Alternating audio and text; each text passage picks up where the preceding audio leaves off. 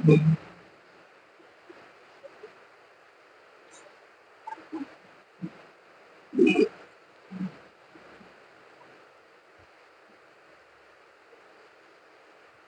उस शक्ति से जुड़ने के लिए जो हमें चला रही, इस शरीर को चला रही, इस सृष्टि को चला रही, उस शक्ति से जुड़ने के लिए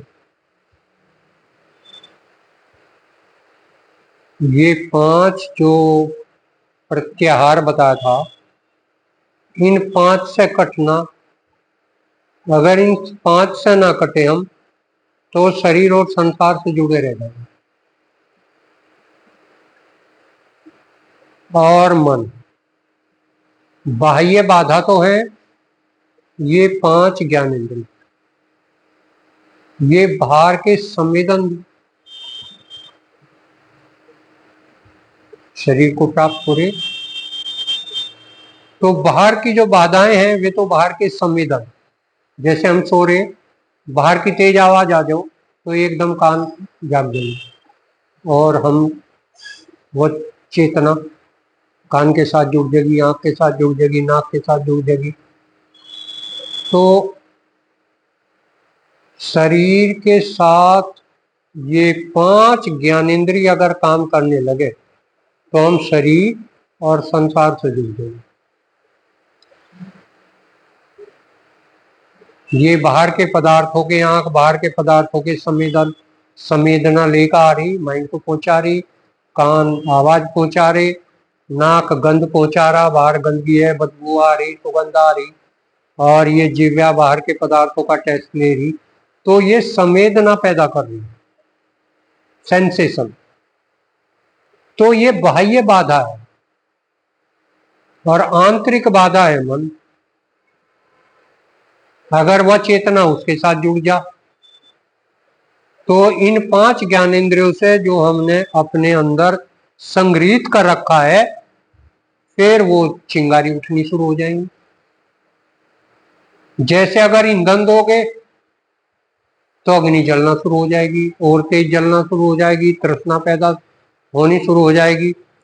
लेकिन वो लकड़ी जल चुकी, लेकिन उसके बाद भी अगर हम उसे अंदर से पूरे लें तो बहुत चिंगारी निकल कर पड़े। तो वे चिंगारियां, वे संवेदनाएं चित्त के अंदर संग्रहित हो रही और वे मन के माध्यम से काम करें। तो बाह्य बाधा और आंतरिक बाधा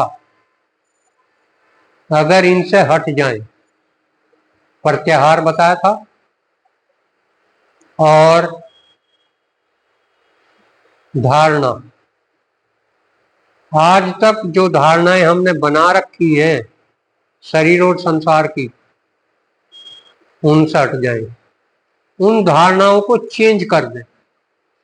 अब तक मेरी धारणा ये थी कि मैं शरीर और संसार हूं, संसार के पदार्थ मेरी भोग की सामग्री है और मैं शरीर हूं जो इस बाह्य पदार्थों को भोगने के लिए, सुनने के लिए, सूंघने के लिए, चखने के लिए, स्पर्श करने के लिए मैं आ रहा हूं। इन बाधाओं से हट जाऊं और जो आंतरिक बाधा है मन से हट जाऊं और धारणा बना लूं, इनसे हट के ये मेरे काम की चीज नहीं, मैं तो आत्मा हूं, ये तो शरीर के मतलब की चीज है, मेरे मतलब की थोड़ा ही है। अहम ब्रह्मस्मि, अगर ये धारणा 24 घंटे चलते फिरते, उठते बैठते लेटते, जब तक चेतना जागृत रहे तब तक एक ही विचार मन के अंदर है, अहम ब्रह्मस्मि, अयम आत्मा ब्रह्म। तो धीरे धीरे मेरे अंदर परिवर्तन आने शुरू हो जाएंगे, शरीर में भी परिवर्तन आने शुरू हो जाएंगे और मेरे मन में भी परिवर्तन आने शुरू हो जाएंगे। जो संसार की सूचनाएं इकट्ठी कर रहा था ये मन धीरे धीरे आत्मा के अंदर, अहम ब्रह्म अस्मि के अंदर विलीन हो जाएगा। बताया था जैसे भ्रमर है, वो अपना मिट्टी का घरौंदा बना ले, उसमें एक छेद रखे वो जरा सा, और बाहर के कीड़े खावे वो, और आगे के लिए कीड़ा ला के और वो अपने घरों दे के उस छेद में को अंदर रख दे, दोबारा खाने के लिए, आगे खाने के लिए, और छेद के बाहर बैठा रहे कि यो कीड़ा निकल के ना चला जाए।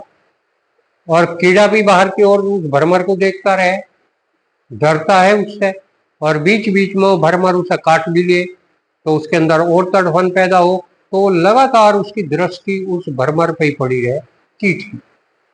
और लगातार लगातार जब उसकी दृष्टि वहां रहेगी तो उस कीट के अंदर भी पंख पैदा हो जाए, क्योंकि भरमर के पंख हो, वो उसके स्वरूप को देखे, तो उसको स्वरूप को देखते देखते देखते देखते वो भी उसी स्वरूप में कन्वर्ट हो जा, उसके पंख निकल जा कीड़े के, और वो छेद में से निकल कर उड़कर भाग जाए। तो हम जैसा बाहर का वातावरण देख रहे, हमने अपने शरीर पर कितने लेवल चिपका दिए। जो दवाई है या बाहर का सामान है दुकानों पे, उन पर तो एक ही लेवल लगा रहे, दवाई के ऊपर, सामान के ऊपर एक ही चिपकी रहे, लेकिन मेरे अंदर तो हजारों चिपकी, मेरे ऊपर तो बहुत चिपकी चिपक रही। या मेरी जाति है, यो मेरा देश है, यो मेरा धर्म है, या मेरी राजनीति है, ये मेरे मित्र हैं, ये मेरे शत्रु हैं। तो मैंने तो अपने ऊपर बहुत लेवल लगा रखे, तो इन लेवलों को हटाना पड़ेगा। केवल एक ही लेवल चिपकाना, अहम ब्रह्मस्मि, और लगातार मैं शांत रहूं, बाह्य बाधा को रोकूं, अंदर की बाधा को रोकूं, और यदि अंदर की बाधा कभी आ भी जा, मन के अंदर विचार आ भी जा, तो केवल एक ही विचार आवे, अहम ब्रह्मस्मि, अहम ब्रह्मस्मि। अब राम राम राम राम जपने से अच्छा, अगर मैं अहम ब्रह्मस्मि, मैं तो ब्रह्म हूं, मैं शरीर संसार हूं ही नहीं, ये मेरी सोच रहे, तो धीरे धीरे मैं उसी रूप में कन्वर्ट हो जाऊंगा, मैं वो ही बन जाऊंगा, अहम ब्रह्मस्मि। विचार आवे तो ये, और नहीं विचार आवे तो शांति है ही। फिर यहाँ हम उस ब्रह्मांड ये शक्ति के साथ एक हो जाएं कूटस्थ में, और चुंबकीय क्षेत्र बन जाएगा, यहाँ सिर के अंदर बन जाएगा, धीरे धीरे बॉडी के अंदर बन जाएगा, और मन गायब हो जाएगा, और मन के गायब होते ही वे तरंगे उठने शुरू होंगी जो अहम ब्रह्मस्मि में है। आत्मा का जो गुण धर्म है, लाना नहीं कहीं से।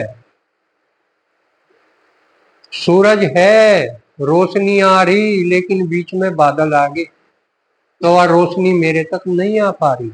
यदि बादल हट जाए तो वह रोशनी दोबारा आनी शुरू हो जाएगी, वह तो है। तो ये जो बाह्य बाधा और अंदर की बाधा, ये 5 ज्ञानेंद्रिय और मन की जो बाधा थी, इसकी वजह से वो आत्मा ढक गई, और उसमें जो आनंद था वो आनंद बहना बंद हो गया, बाधा के कारण। यदि बाधा हटा दे तो वो आनंद उसका गुण धर्म है, कहीं से लाना नहीं, ढूंढना नहीं, वो तो मैं हूं,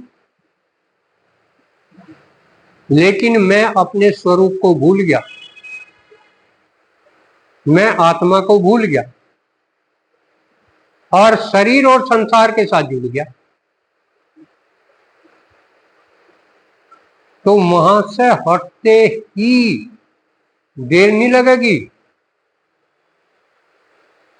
मैं अपने स्वरूप में स्थित हो जाऊंगा। चौथा जो सूत्र है पातंजलि का, तदा द्रष्टु स्वरूपे अवस्थानम, तब जो दृष्टा है वो अपने रूप में स्थित हो जाएगा। मेरा रूप है आत्मा, ये मेरा रूप नहीं है, ये शरीर मेरा रूप नहीं है, ये संसार मेरा रूप नहीं है, ये तो उस रूप की विकृति है।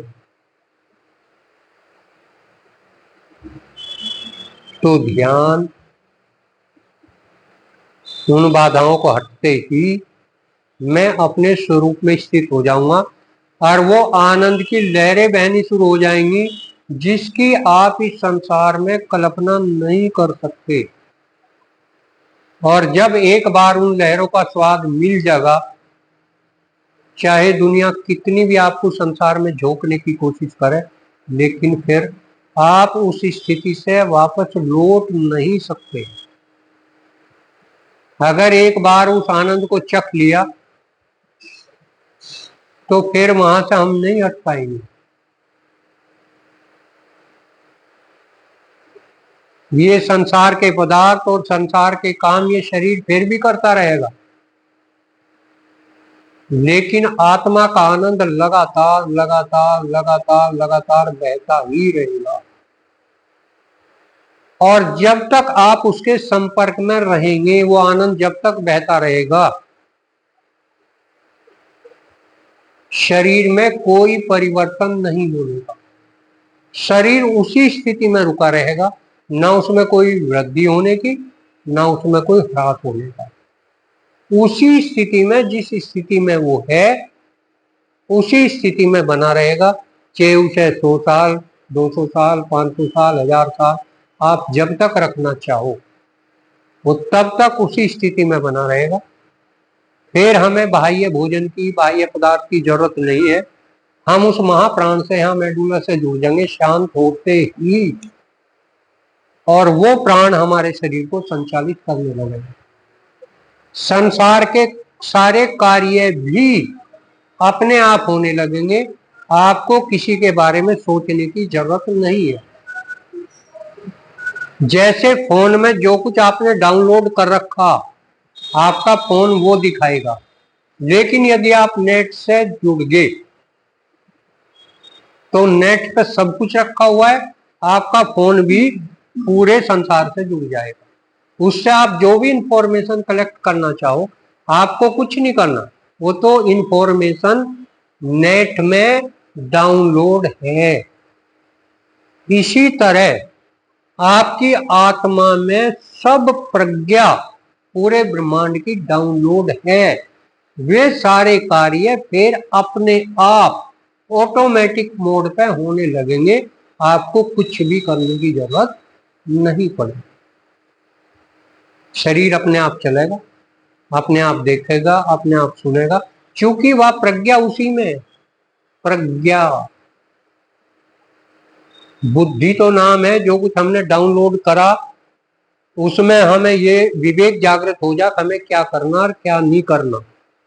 संसार की जानकारी हमें किन के ऊपर अनुसरण करना और किन के ऊपर नहीं करना, इसका नाम तो है बुद्धि।